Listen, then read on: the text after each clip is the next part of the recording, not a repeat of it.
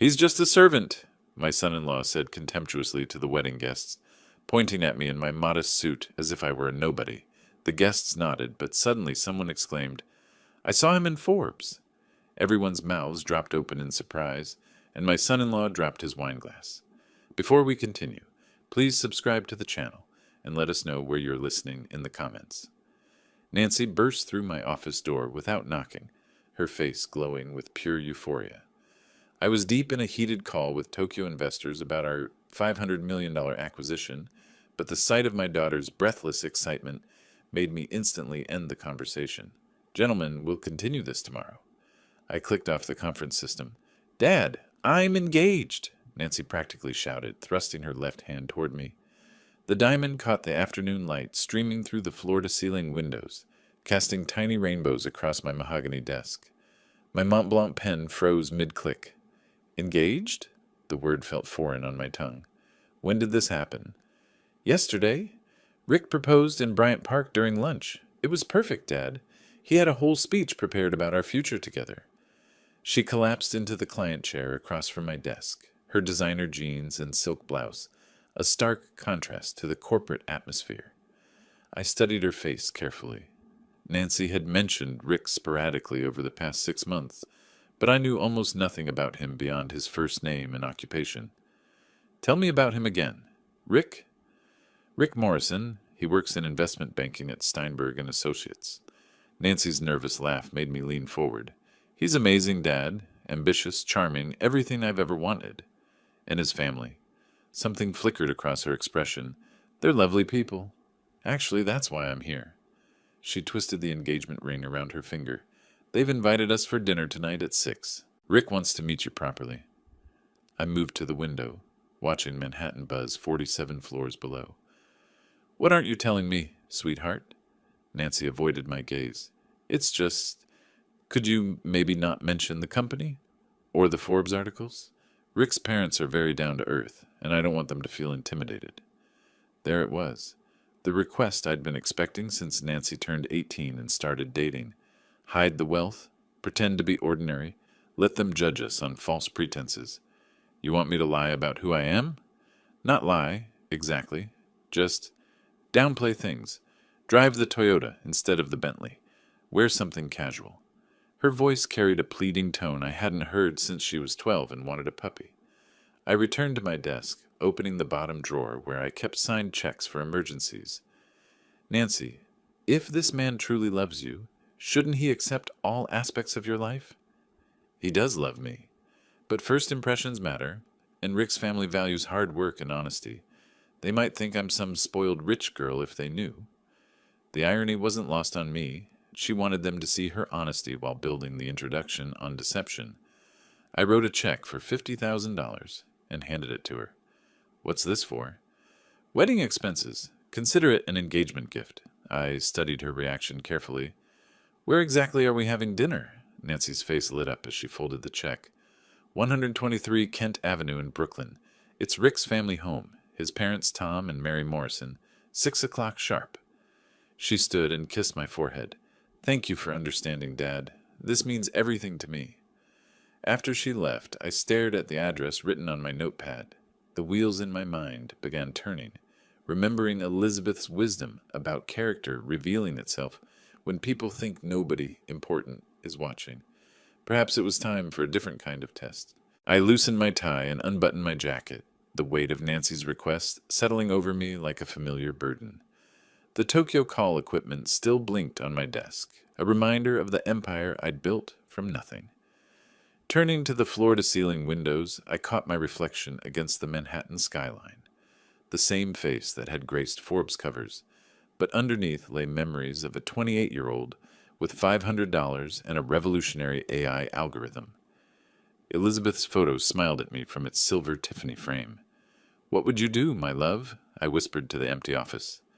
I remembered those early days, sleeping on a futon in my first office, living on ramen noodles, writing code 18 hours straight, while Elizabeth brought me coffee and encouragement. She believed in neurotech when venture capitalists laughed at my presentations. "Character shows when people think nobody important is watching," she used to say. Money doesn't change who someone is, George. It just reveals it. The drive to my penthouse gave me time to think. Park Avenue's familiar elegance couldn't calm the storm brewing in my chest. Nancy deserved happiness, but she also deserved protection from those who might see her as a prize rather than a person. Inside my 3,000 square foot sanctuary overlooking Central Park, I found myself gravitating toward Elizabeth's jewelry box on the bedroom dresser.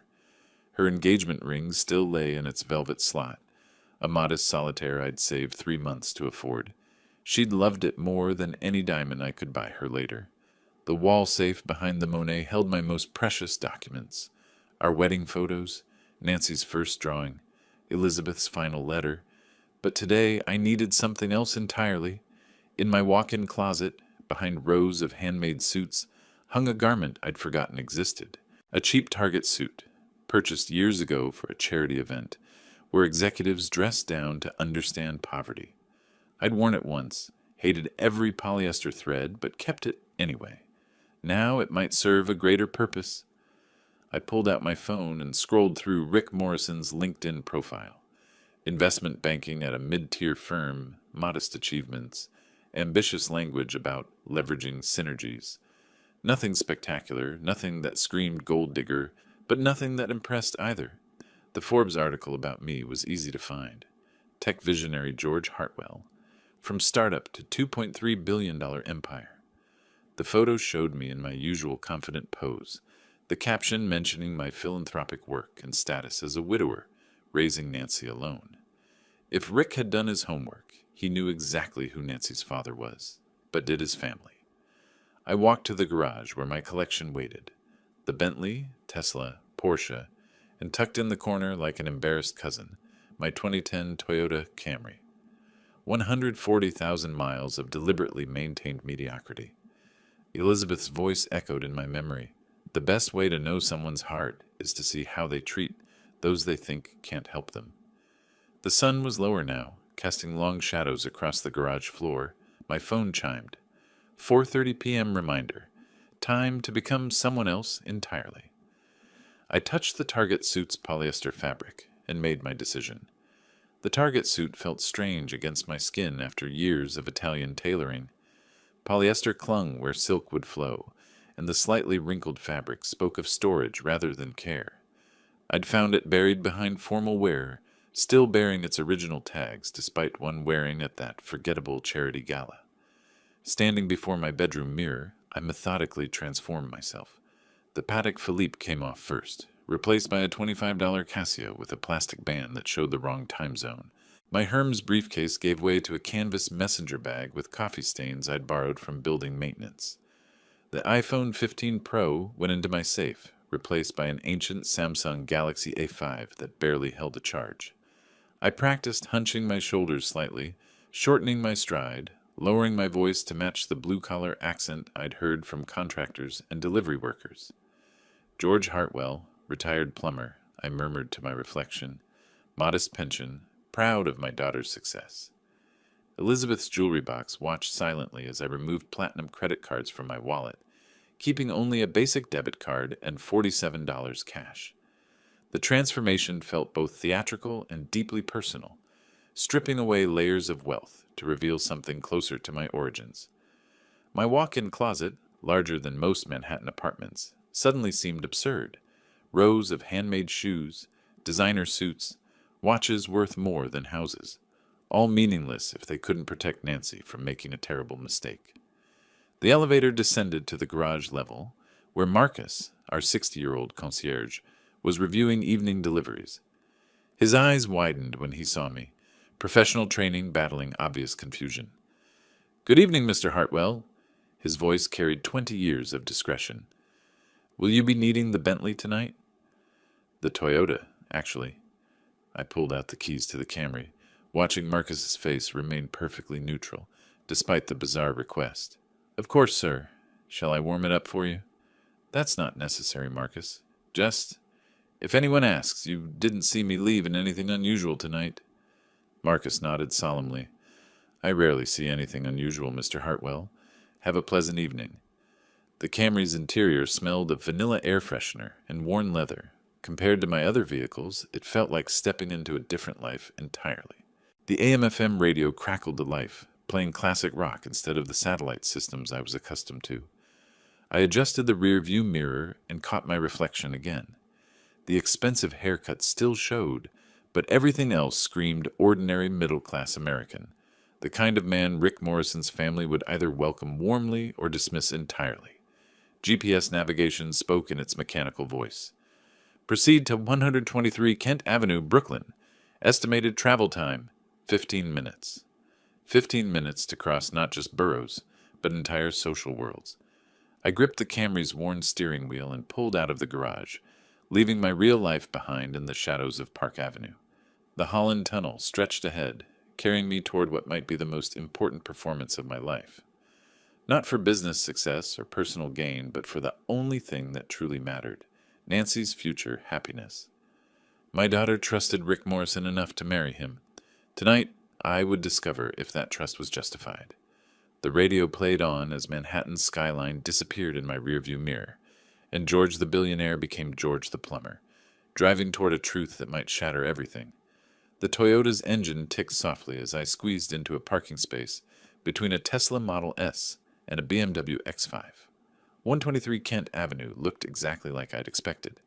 A renovated Williamsburg townhouse trying hard to project success. The fresh paint on the front steps showed recent DIY work, slightly uneven but determined. I checked the crumpled paper one final time. 6 p.m. sharp. My cheap Casio read exactly that. The doorbell rang with an expensive chime, though I noticed it was mounted slightly crooked. Footsteps approached from inside, and the door swung open to reveal a man who could only be Rick Morrison. "You must be Nancy's father." His smile was practiced, professional. "Rick Morrison, pleasure to meet you." His handshake was firm but brief. I caught him discreetly wiping his palm on his pants afterward. The $200 shirt he wore wasn't designer, but it was trying hard to look like it. Everything about him screamed calculated presentation. "George Hartwell, thanks for having me over." I kept my voice humble, adding just a touch of the blue-collar accent I'd practiced. Come in, come in. Nancy's been telling us wonderful things about you." The interior hit me immediately. New furniture with that slight chemical smell of recent financing, decorative elements clearly chosen from department store catalogs, and a massive TV dominating the living room, like a shrine to material priorities. "Mom, Dad, this is George," Rick's voice carried toward the kitchen. Mary Morrison appeared, wiping her hands on an apron with theatrical precision. Her scanning gaze took in my Target suit, scuffed shoes, and canvas messenger bag in approximately 3 seconds. The smile that followed didn't quite reach her eyes. "How lovely to meet you, George. I hope you found the place all right." "GPS got me here just fine, ma'am." "Beautiful neighborhood you've got." "Well, it's certainly up and coming." Her tone suggested she considered herself instrumental in that improvement. Tom Morrison emerged from the living room, the TV volume lowered but still audible. He offered a perfunctory nod in my direction before focusing entirely on Nancy, who'd just appeared from the kitchen. "Nancy, sweetheart, you look radiant. Engagement suits you." I watched the family dynamics unfold like a carefully choreographed performance. Tom's expensive casual clothes, clearly his best outfit. Mary's costume jewelry designed to look like inherited pieces. Rick's cologne just slightly too strong, marking territory. "Please sit down." Mary gestured toward what was obviously the least comfortable chair, the one with the slightly wobbly leg that guests got stuck with. The living room showcased their priorities perfectly. Books displayed but never read, dust on the spines proving their decorative purpose, generic brand items partially hidden behind carefully placed name-brand facades. Everything designed to impress, nothing reflecting genuine taste or history.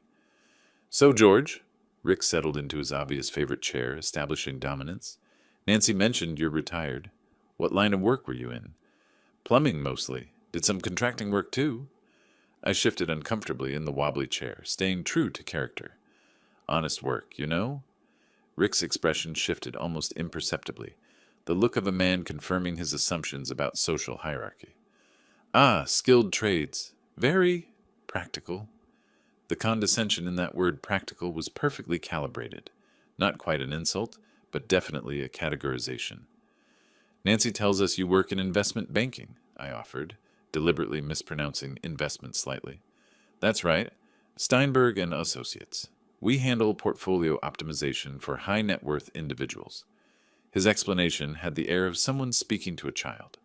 Complex financial instruments, merger facilitation, that sort of thing.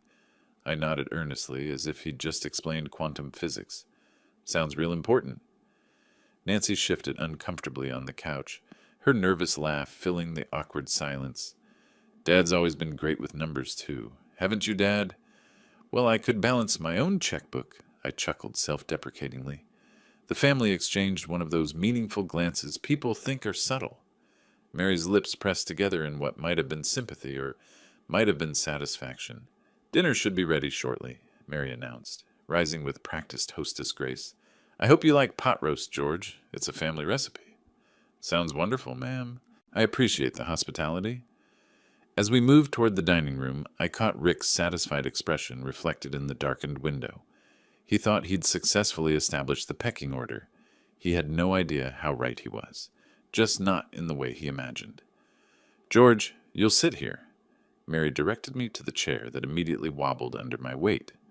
The dining room continued the townhouse's theme of expensive-looking affordability. Mismatched china trying to pass for a set, silverware polished but clearly from different eras, wine glasses being used for water in an attempt at sophistication.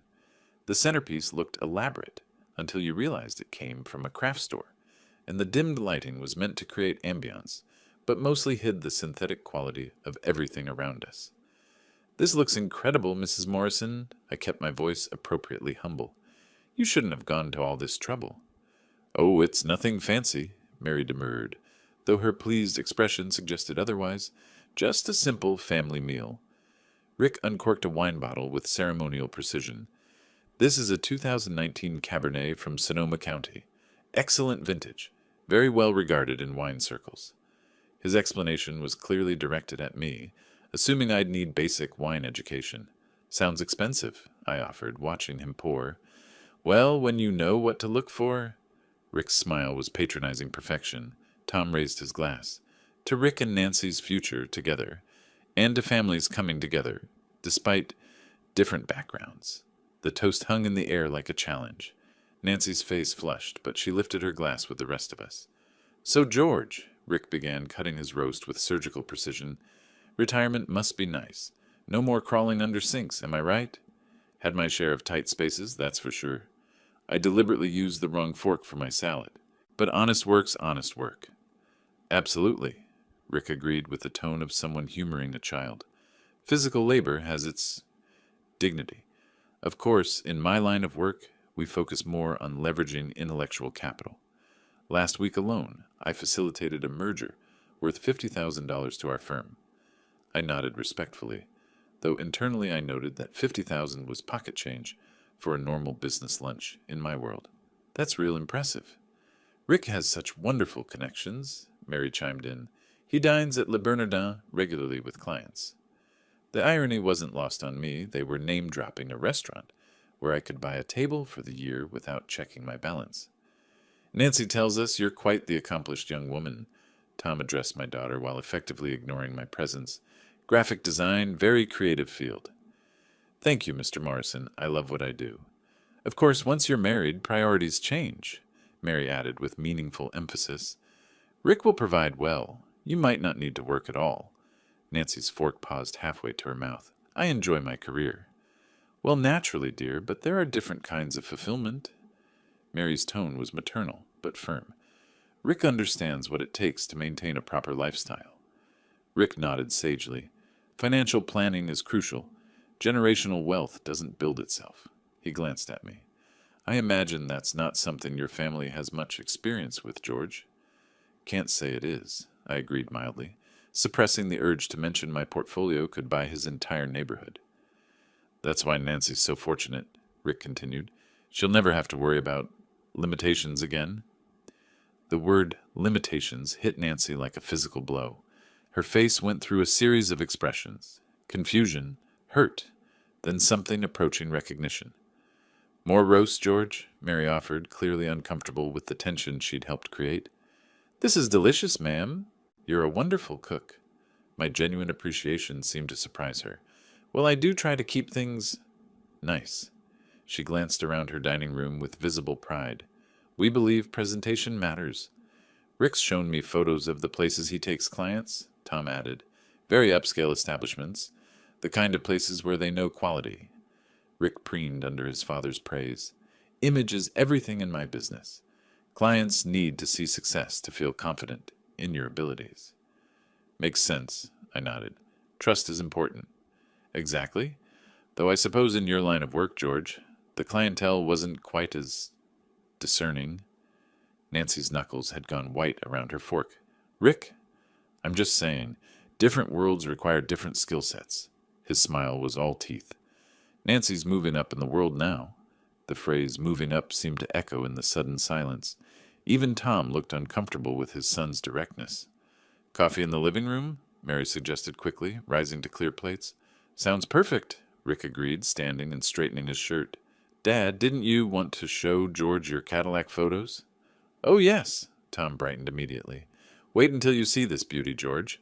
15 years old, but pristine condition. Real luxury automobile. As we moved toward the living room, I caught Nancy's expression, a mixture of embarrassment and dawning realization that was painful to witness. The evening was reaching its natural conclusion, but the real test was just beginning. Tom's photo album lay open on the coffee table like a sacred text. This is my pride and joy, he announced, pointing to pictures of a 15-year-old Cadillac. Leather seats, premium sound system, all the luxury features. He detailed each photograph with the enthusiasm of someone showing off a rare artifact, completely unaware that his luxury features were now standard in economy cars. Very nice vehicle, I offered diplomatically. Cost me $35,000 when it was new, Tom continued proudly. Course that was real money back then. Rick settled into his designated chair with obvious satisfaction. George, I want you to know I take my responsibilities seriously. Nancy will never want for anything. His tone carried the weight of a royal decree. I understand her background might make this transition challenging, but I'm committed to elevating her lifestyle appropriately. Nancy's sharp intake of breath was audible across the room. I'll make sure she has access to the right social circles, proper cultural experiences, Rick continued, oblivious to his fiancée's growing distress. Someone from her background couldn't be expected to navigate these waters alone. That was the moment Nancy's face truly changed. The love-struck optimism I'd seen all evening finally cracked, revealing something raw underneath. We should go, she said quietly, standing abruptly. Oh, leaving so soon? Mary's disappointment seemed genuine. I was hoping we'd have more time to get acquainted. I stood slowly, the wobbly chair creaking audibly. Thank you for dinner, Mrs. Morrison. Everything was delicious. The family's perfunctory goodbyes felt rehearsed, ritual politeness masking their obvious relief. Rick didn't even walk us to the door, the ultimate disrespect in any social circle I'd ever known. Nancy retrieved her light sweater from the coat closet without speaking. My cheap jacket hung alone on the expensive coat rack like a surrendered flag. Outside, the cool evening air carried sounds of normal Brooklyn life. Couples walking dogs, restaurant patios filled with laughter, the distant hum of traffic from nearby streets. Our Toyota looked even more shabby among the neighborhood's carefully curated vehicles. Nancy, I began gently. Don't. Her voice was tight with controlled emotion. Just don't start. Did you hear the way he talked about you? About us? She whirled around, tears starting. He loves me, Dad. They're protective of their family. Protective? I kept my voice calm despite the rage building inside. Sweetheart, that man just spent 2 hours explaining how inadequate your father is and how fortunate you are to escape your background. You don't understand, the words exploded out of her. This is exactly what I was afraid of. You judging them judging us. Nobody giving anyone a real chance. I gave them a chance. I sat there for 2 hours while they insulted everything about who we are. Who we are? Nancy's laugh was bitter.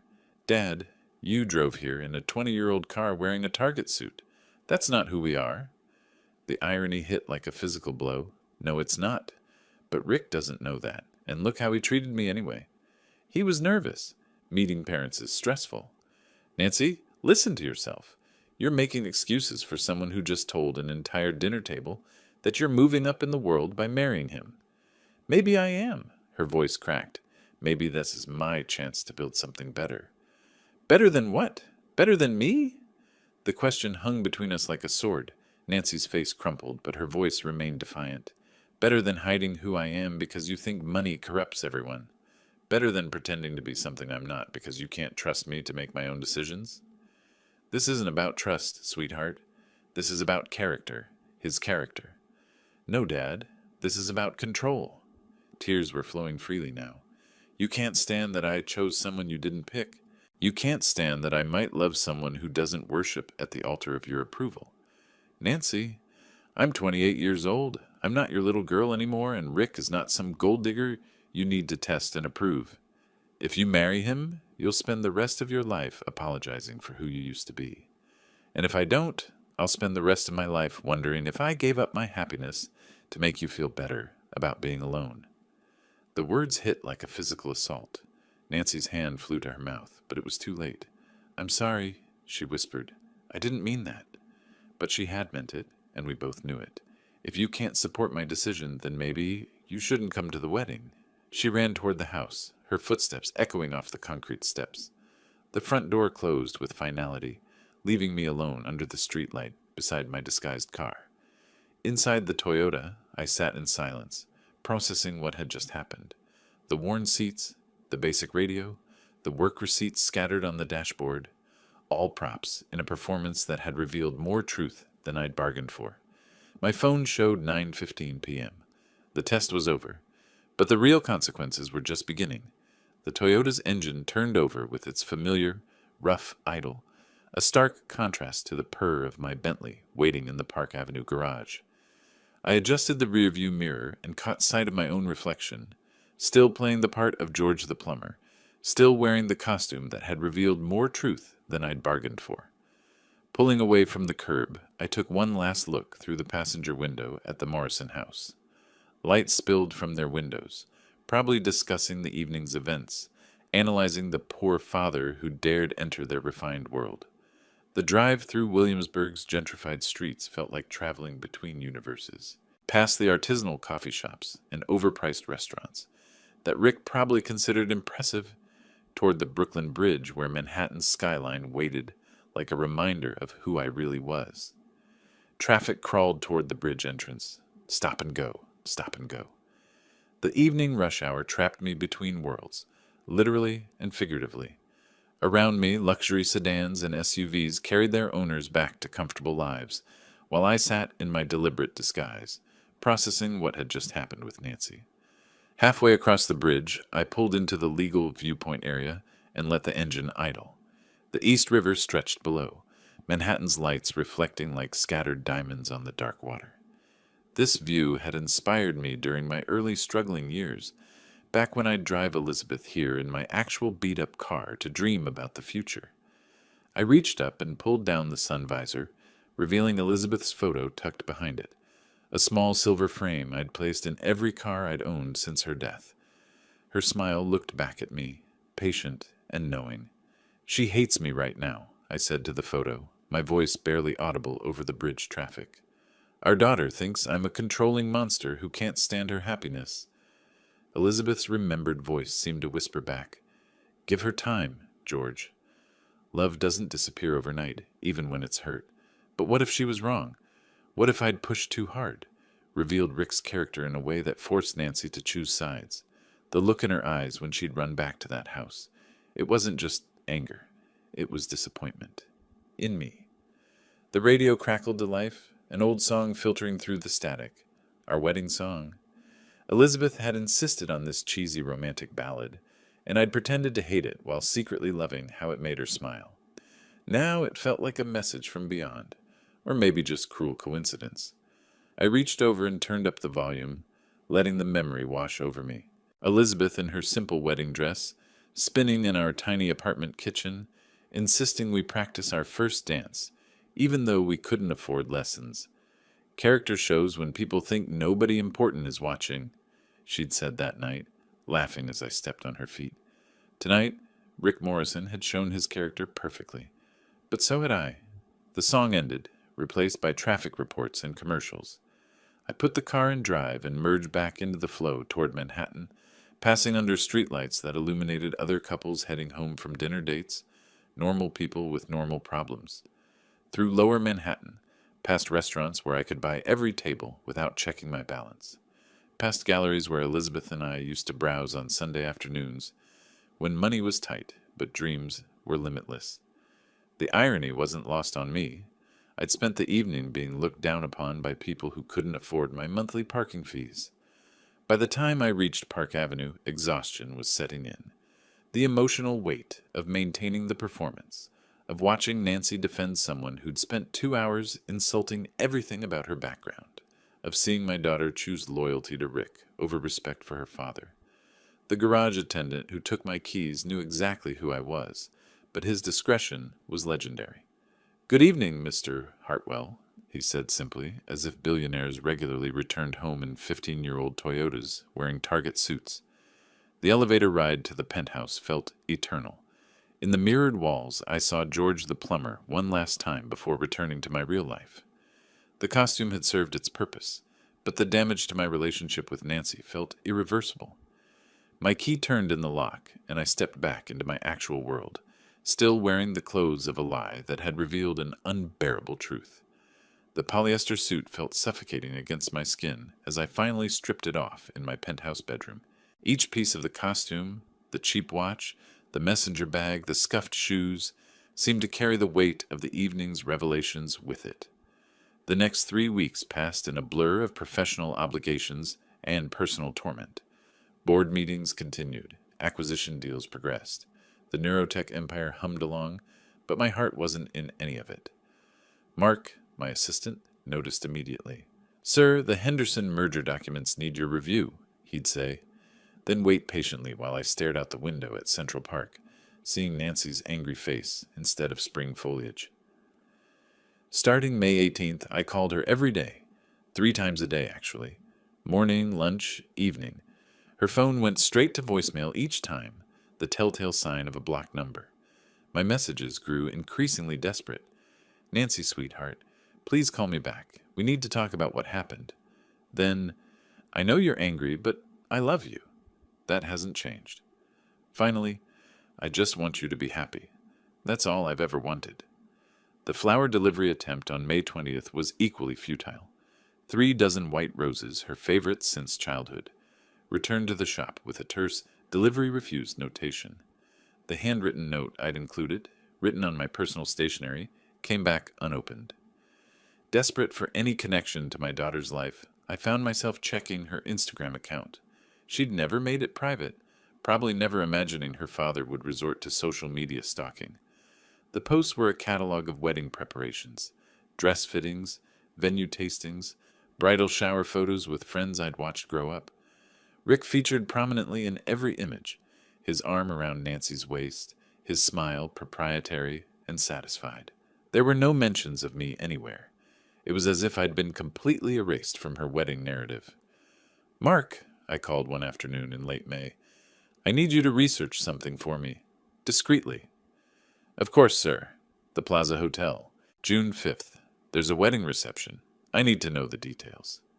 Mark's expression remained professionally neutral, though I caught the slight raise of his eyebrow. 20 years of working together had taught him when not to ask questions. By evening, he had a complete report. Morrison Hartwell wedding, 200 guests, afternoon ceremony in the Oak Room, evening reception in the Grand Ballroom. Total cost, approximately $150,000.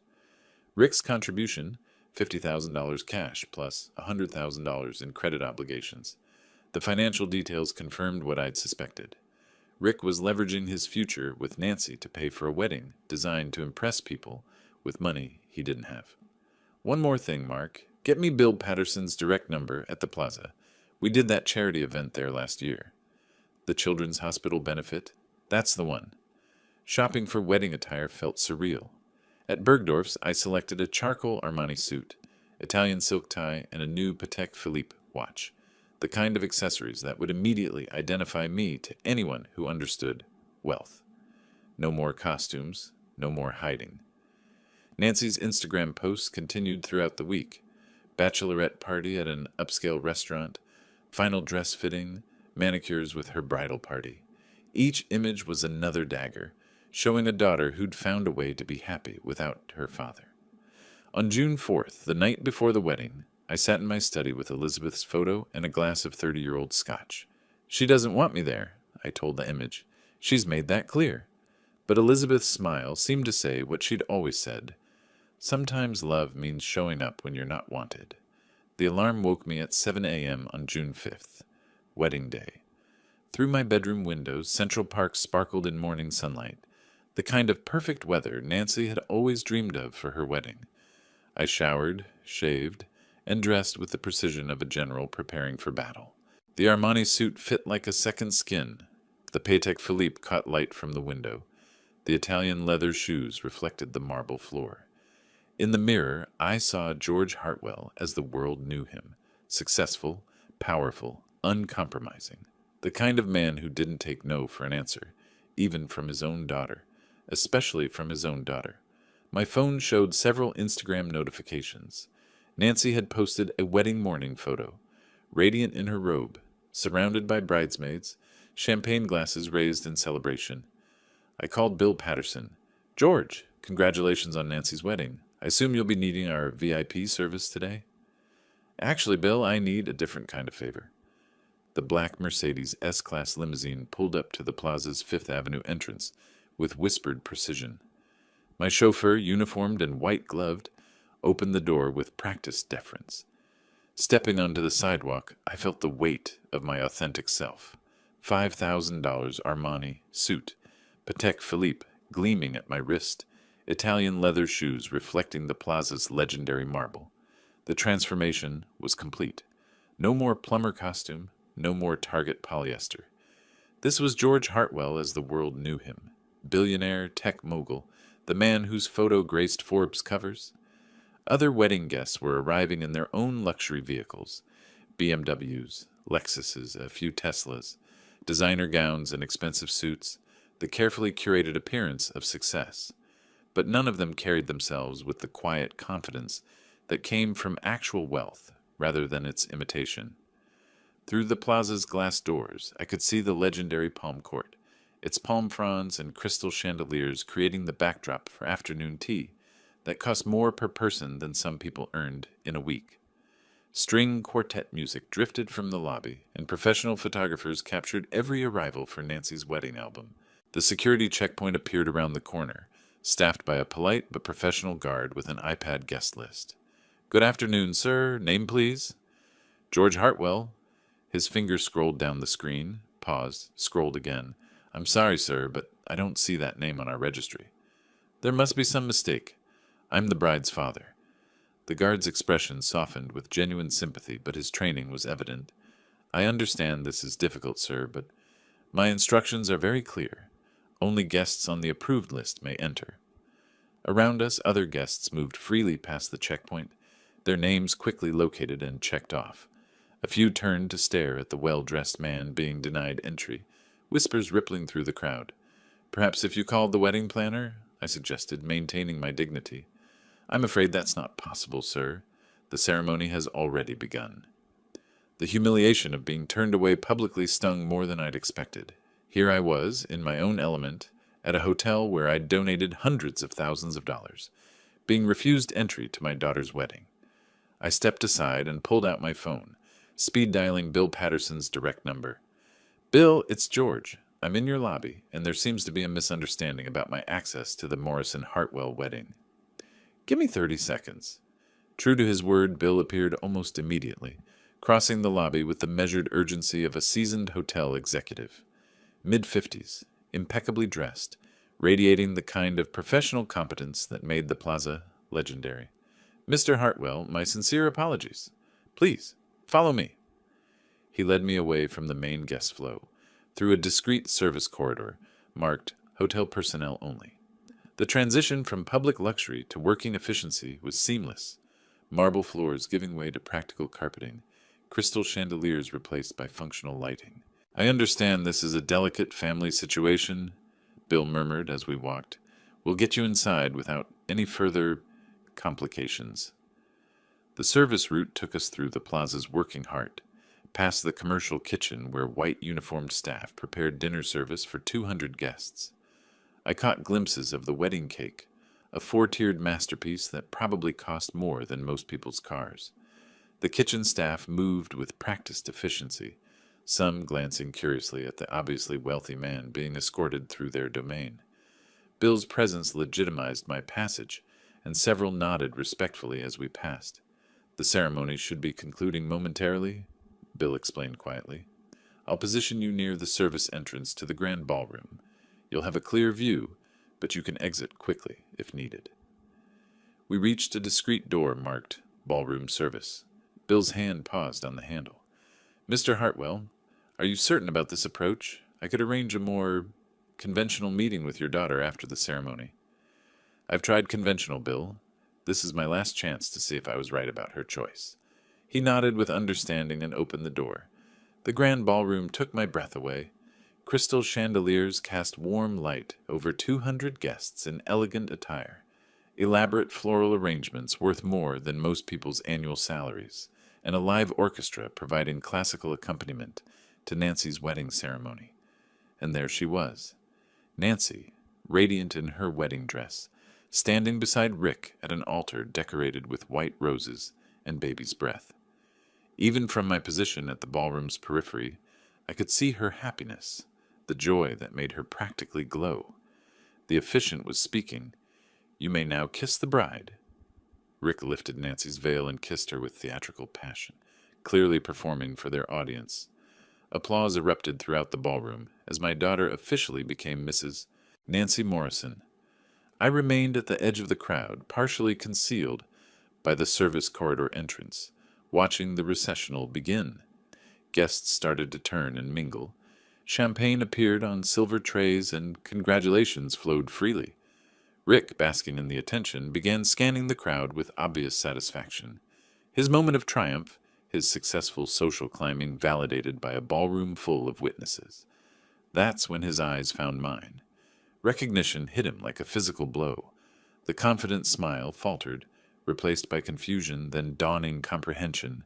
The poor plumber he'd humiliated 3 weeks ago stood before him in a $5,000 suit, clearly belonging in this world of wealth and privilege. Our eyes locked across the ballroom, and I saw the exact moment Rick Morrison realized he'd made a terrible mistake. Rick's confident stride across the ballroom floor cut through the cocktail hour chatter like a blade. His tuxedo was perfectly pressed, his smile predatory, and his eyes locked on mine with growing fury.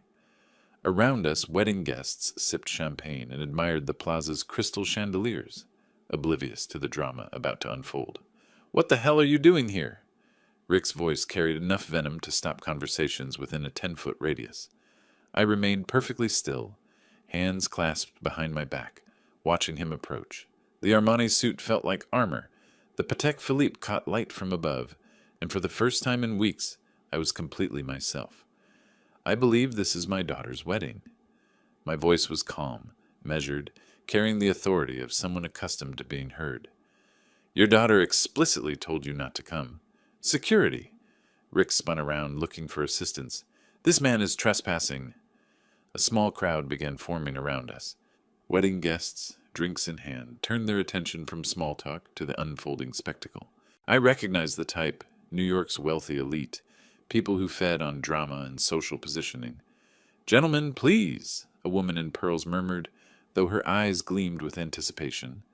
Rick's voice rose another octave. "This is Nancy's father, the plumber I told you about. He's been banned from this wedding, and he's making a scene." The crowd pressed closer, smartphones emerging from designer clutches and tuxedo pockets. In the age of social media, every public confrontation was potential entertainment. "Just the help, really," Rick continued, his confidence building with the audience. "Some people don't understand boundaries." That's when Michael Steinberg dropped his champagne glass.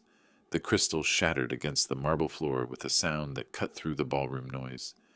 Michael, a prominent tech investor in his 50s, stood frozen with his hand still extended, staring at me with recognition dawning across his face. "Oh my God," he whispered, Then louder, George Harrison? From Neurotech? Rick turned toward the voice, confusion replacing aggression. What? Michael pulled out his phone with trembling fingers, scrolling rapidly. Forbes magazine, Tech Visionary of the Year. George Harrison, founder and CEO of Neurotech AI. Net worth $2.3 billion. The crowd's murmur grew louder. More phones appeared, screens glowing as guests began their own searches. That's impossible, Rick stammered, his face draining of color. He's a plumber. He drives a beat-up Toyota. He lives in Brooklyn, I finished quietly, in a penthouse that overlooks the bridge I crossed to visit your family's home 3 weeks ago. The broken champagne glass crunched under Michael's shoe as he stepped closer, his phone screen displaying my Forbes cover photo. The artificial intelligence pioneer, the man who revolutionized predictive analytics. Holy shit, you're actually here. Rick's mouth opened and closed soundlessly. Around us, the search results were spreading like wildfire. Guests showed each other screens, whispered confirmations, recorded videos. The elegant wedding reception was transforming into something else entirely. This can't? Rick's hand shook as he reached for my arm. Please, Mr. Harrison, sir, there's been a terrible misunderstanding. I took a single step backward, maintaining my dignity as his desperation became apparent to everyone watching. No misunderstanding, Rick. You showed me exactly who you are. The only question now is whether Nancy sees it too. The crowd's attention had grown so intense that other wedding guests were abandoning their conversations to see what was happening. Even the string quartet had softened their playing, sensing the shift in the room's energy. Rick dropped to his knees on the marble floor, glass shards from Michael's champagne flute, surrounding him like fallen stars. Please, he begged, his voice cracking. I didn't know. If I had known who you were, if you had known I was wealthy, you would have treated me with respect. My voice carried across the ballroom, clear and final.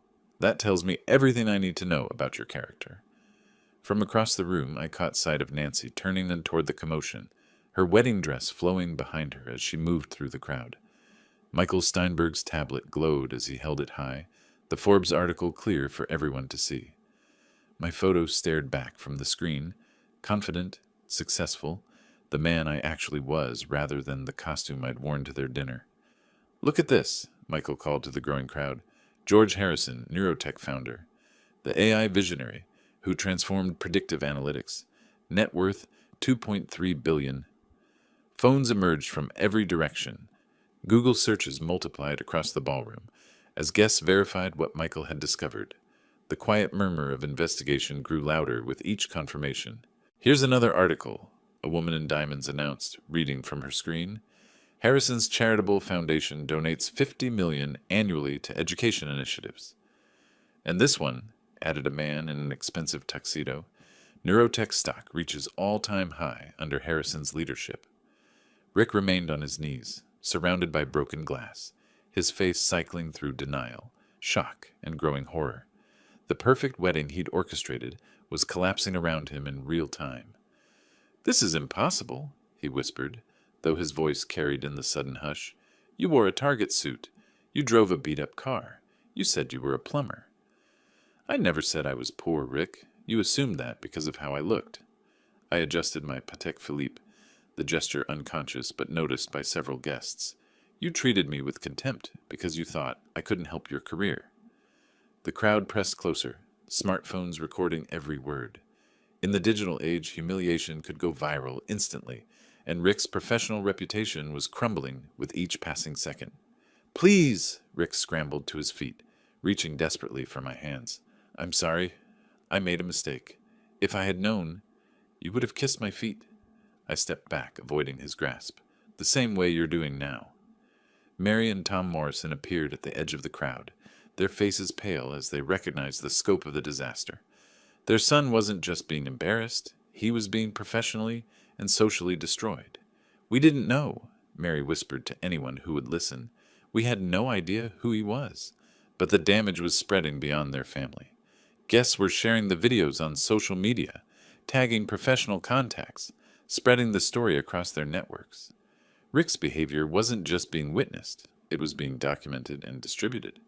$2.3 billion, someone repeated in the crowd, and they treated him like the help. At his own daughter's wedding, another voice added with disgust. Rick tried once more to grab my arm, his desperation obvious to everyone watching. Mr. Harrison, sir, please. I love Nancy. I would never hurt her. This was all a misunderstanding. No, Rick. My voice was quiet, but carried perfectly in the hushed ballroom. This was a character test, and you failed. The social dynamics of the room had completely shifted. Guests who moments before had been enjoying champagne and conversation were now witnessing a masterclass in social justice. The man who had judged others by their appearance was being judged by his actions. "Someone's coming," a guest near the back announced. Through the crowd, I could see Nancy approaching, her wedding dress trailing behind her as she moved with purpose through the parting guests. Her face showed confusion at first, then growing recognition as she saw me standing in the center of the commotion. "Dad!" Her voice cut through the ballroom noise like a knife through silk. The crowd fell completely silent. Even the string quartet stopped playing, sensing that something momentous was about to happen. Nancy stood at the edge of the circle, taking in the scene.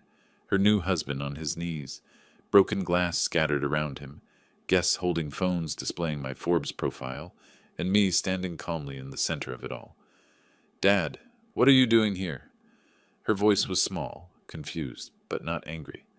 I looked at my daughter, beautiful in her wedding dress, radiant despite the chaos surrounding her, and felt my heart break and heal simultaneously. "I came to see my daughter get married," I said simply, "even if she didn't want me here." Nancy's eyes filled with tears as understanding washed over her face. The elegant wedding dress, the broken champagne glass at Rick's feet, the crowd of guests holding phones displaying my Forbes profile, it all clicked into place. "You're not a plumber," she whispered. "I never was, sweetheart. I just wanted to see what kind of man you were marrying." The ballroom fell silent except for the soft rustling of Nancy's dress as she moved toward me. Each step created distance between her and Rick, who remained frozen in his humiliation. "I'm so sorry, Dad." The words came out in a rush. "I should have listened. I should have trusted your judgment." My arms opened automatically as she reached me, and suddenly I was holding my daughter again, wedding dress and all. The expensive fabric crushed between us, but neither of us cared. "I love you," I whispered into her hair. "That's all that matters." The crowd around us seemed to exhale collectively, some wiping away tears at the father-daughter reunion. Phones shifted from recording confrontation to capturing reconciliation. After a moment, I gently stepped back and looked toward the wedding band. "May I borrow your microphone?" The band leader, sensing a moment of importance, quickly handed over the wireless mic. "Ladies and gentlemen," I began, my voice carrying across the ballroom, "I want to thank you for sharing this important day with my daughter Nancy. Despite some complications, this is still her wedding day and she deserves to celebrate." Applause rippled through the crowd. Nancy squeezed my hand, tears still flowing but her smile radiant. "I also want to establish some new family ground rules." I looked directly at Rick, who had finally managed to stand up. "Nancy has chosen to marry Rick Morrison, and I respect that decision. However, Mr. Morrison and I will maintain a strictly professional relationship going forward." Rick nodded frantically, understanding that he was being offered survival rather than forgiveness. "Nancy will always be welcome in my home. Her husband will be tolerated when necessary, but only because Nancy loves him." I paused, letting the message sink in. "Are we clear on these terms?" "Yes, sir," Rick managed, his voice barely audible. I handed the microphone back to the bandleader and turned to Nancy. "Now, would you honor me with a dance?" "I'd love to, Dad." As we moved to the dance floor, the crowd began to disperse, conversations resuming with new energy. The revelation had provided enough gossip material for months, but the gracious resolution satisfied their sense of justice. The orchestra struck up a waltz, and I guided Nancy through the steps we'd practiced when she was 12, and still believed her father was the smartest man in the world. "I really messed up, didn't I?" she said quietly. "You fell in love. That's not a mistake." I spun her gently, her dress creating a perfect circle around us. "But maybe next time, trust your old man's instincts about character." "There won't be a next time," she laughed through her tears. "I'm married now." "Yes, you are. And despite everything, I hope you'll be happy." From the corner of my eye, I could see Rick watching us from the sidelines, his parents beside him looking shell-shocked. The Morrison family's social climbing had backfired spectacularly, but they would survive. Rick would remain married to Nancy, but on terms he never could have imagined. "Will you really let him come to family dinners?" Nancy asked. "If you want him there, yes. But he'll sit at the children's table." Nancy's laughter filled the ballroom, pure and joyful. Around us, guests resumed their celebration, but with a new appreciation for the drama they'd witnessed. Social media posts were already spreading the story, but now they emphasized the heartwarming reconciliation rather than just the humiliation. The Plaza Hotel had seen countless weddings, but this one would be remembered. A father's love, a character test, and a public demonstration that true class had nothing to do with bank account balances. As the song ended, I kissed Nancy's forehead and smiled. "Welcome to married life, sweetheart. Just remember, if he ever treats you badly, you know where to find me. I love you, Dad. I love you too. Now go enjoy your reception. You're only going to have one wedding day." She returned to her new husband, who took her hand with obvious relief and gratitude. The celebration continued, but the power dynamics had shifted permanently. Elizabeth would have been proud. If you like this story, please like this video, subscribe to the channel, and share your impressions of this story in the comments. To listen to the next story, click on the box on the left. Thank you for watching.